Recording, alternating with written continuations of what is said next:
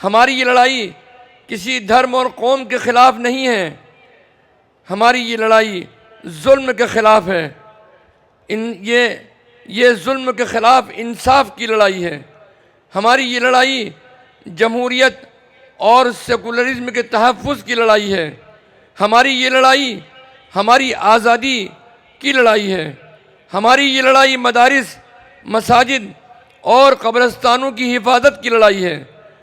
ہمیں یہ لڑائی صبر اور استقامت کے ساتھ میں دیر تک اور دور تک لڑنی ہے۔ اس لڑائی میں سب سے زیادہ جس بات کی ضرورت ہے وہ ہے اتحاد اور استقامت۔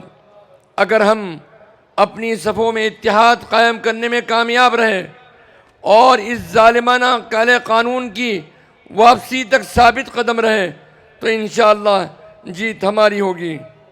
یاد رکھنا، اتحاد زندگی ہے اور انتشار موت ہے۔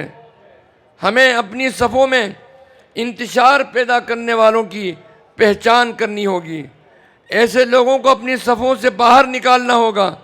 اور یاد رہے، ہماری یہ جنگ کوئی جذباتی جنگ نہیں ہے۔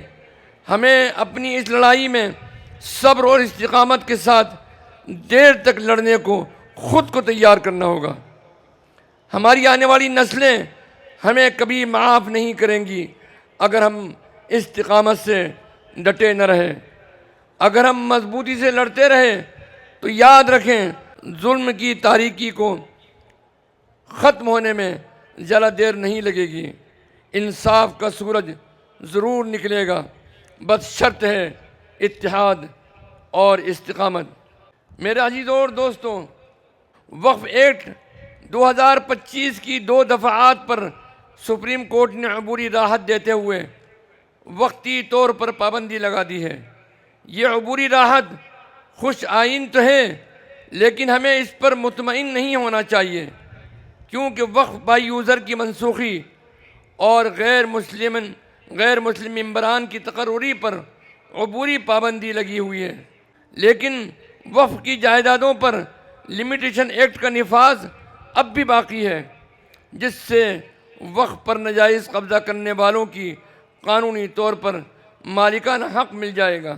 وقف کرنے کے لیے 5 سال قدیم باعمل مسلمان ہونے کی شرط اب بھی باقی ہے، جس کا مطلب یہ ہے کہ آپ اگرچہ پیدائشی مسلمان ہیں، لیکن مسجد یا مدرسے کے لیے زمین وقف کرنے سے پہلے آپ کو یہ ثابت کرنا ہوگا کہ آپ ایک دیندار اور باعمل مسلمان ہیں۔